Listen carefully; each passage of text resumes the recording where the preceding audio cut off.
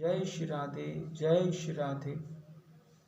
आज हम आप सब लोगों के समक्ष में धर्म के श्रापित होने की, धर्म के क्षीण होने की एक उत्तम कथा लेकर के आए हैं। कथा को सुनने से पहले कृपया आप सब लोग जल्दी से हमारे चैनल को सब्सक्राइब कर दें। तो इंद्र सावण नाम के एक 14वें मनु हुए।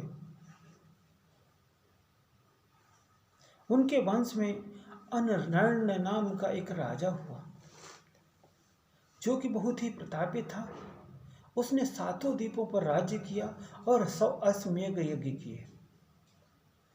जब 100 अश्वमेध यज्ञ हो गए तो देवताओं के द्वारा इंद्रपद दिए जाने पर भी उस राजा ने इंद्रपद को स्वीकार नहीं किया।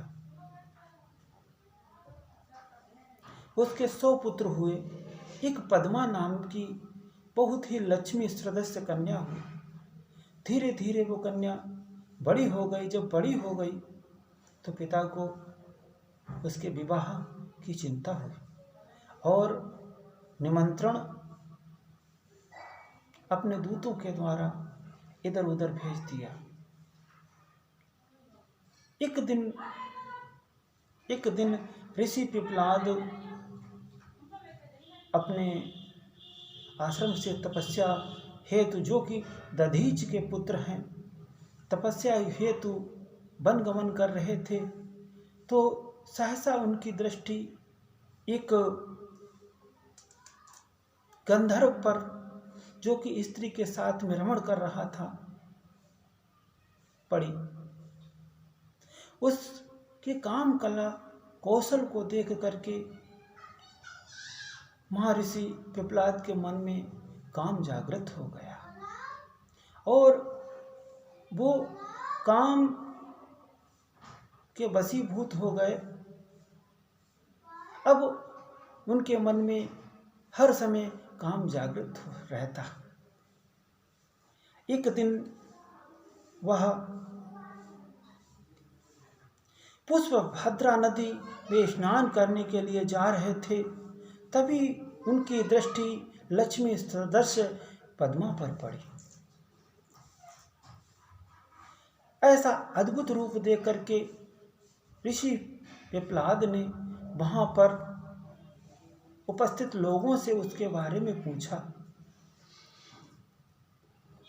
तो वहां के लोगों ने भयभीत होते हुए कि कहीं मुनि श्राप ना दे दें, तो उन्होंने बताया कि हे मुनि, ये राजा अरण्य की पुत्री पद्मा है।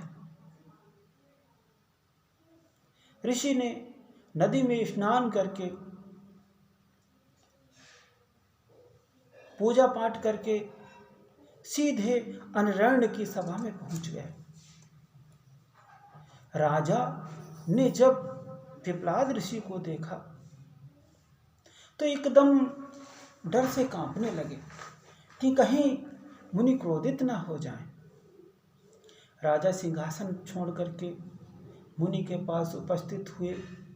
उनकी आव भगत की और आव भगत करने के पश्चात में बैठाला और आने का प्रयोजन पूछा। ऋषि पिपलाद कहने लगे कि हे राजन, हम आपसे आपकी कन्या को पत्नी के रूप में स्वीकार करना चाहते हैं। कृपया अपनी कन्या पद्मा को हमें दे दें। जब ऐसी बात ऋषि के मुखारविंद से राजा ने सुनी तो राजा एकदम शोक संतृप्त हो गए। उन्हें समझ में नहीं आ रहा था कि क्या करें। यदि ऋषि को मना करते हैं तो ऋषि श्राप दे देंगे जिससे कि हमारा का पूरा राज्य भस्म हो जाएगा। और अगर दे देते हैं तो ये बूढ़े ऋषि हमारे लक्ष्मी सदस्य कन्या के योग्य नहीं हैं, क्या किया जाए। तब उन्होंने राजपुरोहितों को बुलाया, विद्वानों को बुलाया, महापंडितों को बुलाया, ज्ञानियों को बुलाया, धर्माचार्यों को बुलाया और इस समस्या के समाधान योग्य राय मांगी। तब राजपंडितों ने, धर्माचार्यों ने कहा कि हे राजन, आज नहीं तो कल इस कन्या का विवाह तो आपको करना ही है, इसलिए इस कन्या को मुनि को देकर के अपने राज्य की रक्षा करें, क्योंकि आज नहीं तो कल आपको कन्या का विवाह तो करना ही है। यदि आप कन्यादान कर देते हैं, ऋषि को दे देते हैं, तो आप ऋषि के श्राप से भी बच जाएंगे और आपका राज्य बच जाएगा। जब राजपुरोहितों से, महाविप्रों से ऐसी राय को राजा ने सुना तो ना चाहते हुए भी राजा ने धन धान्य आदि दे करके अपनी कन्या का विवाह ऋषि पिप्लाद के साथ कर दिया। ऋषि पिप्लाद कन्या को लेकर के अपनी सहचारिणी को प्राप्त कर, मन भावनी को प्राप्त कर, ऋषि पिप्लाद अपने स्थान पर लौट आए और पद्मा के साथ में बड़ी प्रसन्नता से युक्त होकर के रहने लगे। इधर राजा अपने हृदय के टुकड़े को दे करके बहुत दुखी हुए और राजा राजकाज छोड़ करके वन को चले गए। रानियां दुखी हुई, पद्मा की मां दुखी होकर के परलोक सिधार गई। लेकिन पतिव्रता धर्म बहुत बड़ा धर्म होता है। पद्मा ऋषि पिप्लाद के साथ में सहर्ष रहने लगी।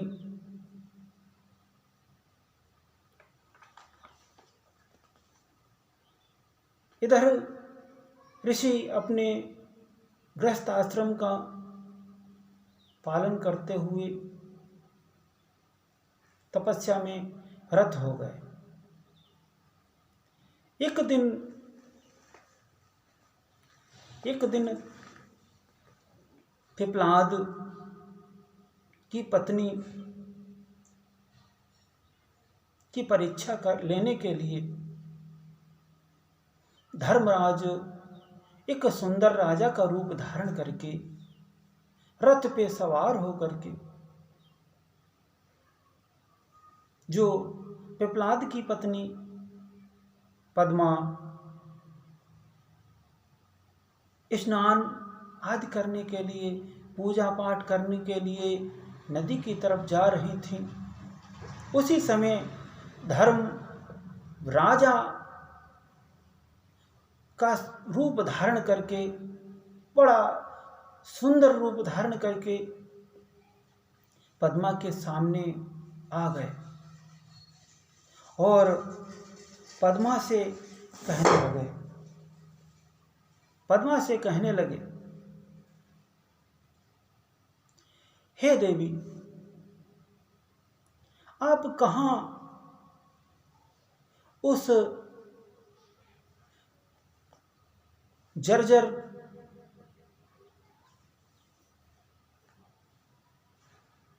बूढ़े जरा अवस्था को प्राप्त उस ऋषि के साथ में रह रही हैं। आपको शोभा नहीं देता है उनके साथ रहते हुए। कृपया आप हमें अपना किंकिर बना लो। जरातुयस्य वृद्धस्य पिप्लादस्य वै मुने सत्यं वदामि तन्भंगी समीपे नैव राजसे। हे पद्मा, आप हमें अपना पति बना लें और हमारे साथ में रमण करें। हम आपको नदी तट पर, मनोरम वन में, पर्वतों पर विहार कराएंगे, जिससे आपका जन्म सफल हो जाएगा।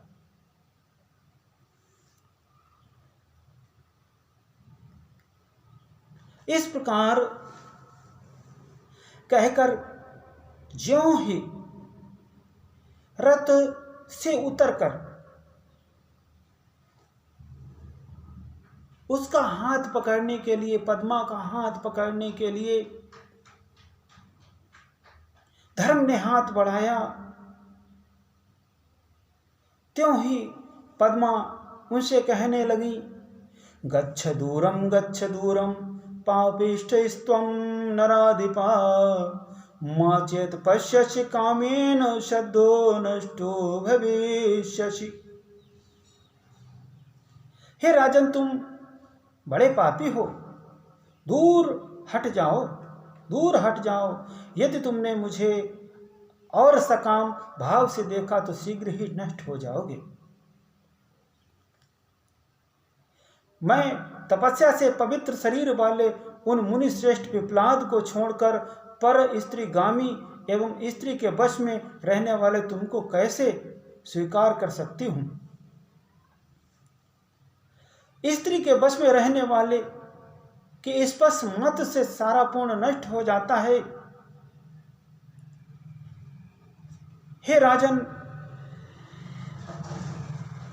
हम जिसका मन स्त्रियों के द्वारा हर लिया गया है, उसके ज्ञान, उत्तम तप, जप, होम, पूजन, विधा तथा दान से क्या लाभ। तुमने माता के समान मुझ में स्त्री की भावना से जो इस प्रकार की बात कही है, इसलिए समय आने पर मेरे श्राप से तुम्हारा नाश हो जाएगा।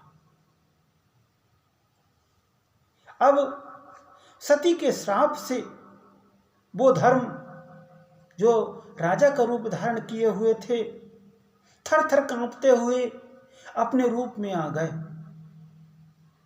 श्रुत्वा धर्मम सती शापम नृपमूर्तिम विहाय च धृत्वा सौमूर्तिम देवेशा कंपमान उवाच सा। कांपने लगे। धर्म बोले, हे माता, हे सती, आप मुझे ज्ञानियों के गुरुओं का भी गुरु तथा पराई स्त्री में सर्वदा मातृबुद्धि रखने वाला समझें। हे माता, मैंने आपकी परीक्षा लेने के लिए ऐसा निंदनीय कार्य किया है। हे माता, मैं तो हमेशा पर स्त्री में मातृभाव को देखता हूँ। मैं आपकी परीक्षा लेने के लिए इस रूप को धारण किया। अहम तवांतरम ज्ञातु मागतेस्त्वं सन्निधम तवाहम च मनोजाने तथापि विधिनोदिता। हे माता, आपने हमें श्राप दे दिया, बड़ा ठीक किया, क्योंकि इस जगह पे कोई भी हो तो वो यही करेगा जो आपने किया है। पद्मा ने जब धर्म को देखा तब पद्मा को अपने श्राप पर पश्चाताप हुआ और पद्मा कहने लगी, हे धर्म, आप ही सबके समस्त कर्मों के साक्षी हैं। हे विभो, आपने मेरे मन का भाव जानने के लिए कपट रूप क्यों धारण किया? हे ब्राह्मण, यह जो कुछ मैंने किया है उसमें मेरा अपराध नहीं है। हे धर्म, मैंने अज्ञान से स्त्री स्वभाव के कारण आपको व्यर्थ में ही श्राप दे दिया। अब मैं ये सोच रही हूं कि इस जगत से यदि धर्म ही नष्ट हो जाएगा तो ये संसार ही समाप्त हो जाएगा, संसार में कुछ शेष रहेगा ही नहीं। इसलिए चाहे आकाश, सभी दिशाएं, वायु भले ही नष्ट हो जाए, लेकिन पतिव्रता का श्राप कभी नष्ट नहीं होता है। इसलिए अब क्या किया जाए? तब पद्मा कहने लगी कि ठीक है, हे धर्म, हम उस श्राप की ऐसी व्यवस्था करते हैं कि सतयुग में आप पूर्ण रूप से रहेंगे।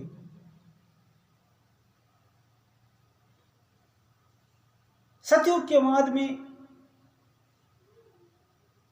आप का एक पाद, सतयुग में आप चतुष्पादी रहेंगे, त्रेता में आपका एक पाद क्षीण हो जाएगा और त्रिपादी रहेंगे। इसके बाद में द्वापर में आपके दो पाद क्षीण हो जाएंगे और आप द्विपादी रहेंगे। और इसके बाद में कलयुग में एक पाद क्षीण, तीन पाद क्षीण हो जाएंगे और आप एक पैर से कलयुग में प्रवेश करेंगे। लेकिन धीरे धीरे धीरे धीरे जब कलयुग अपनी चरम सीमा पर होगा तब आपके चारों पैर समाप्त हो जाएंगे।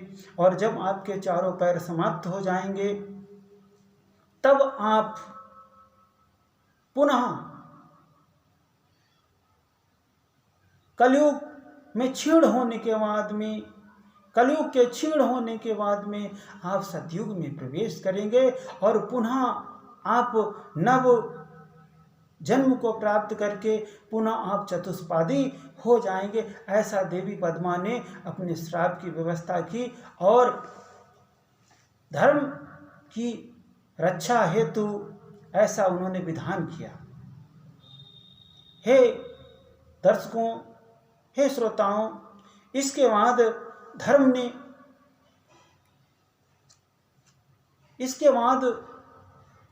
ने देवी की भूरी भूरी प्रशंसा की।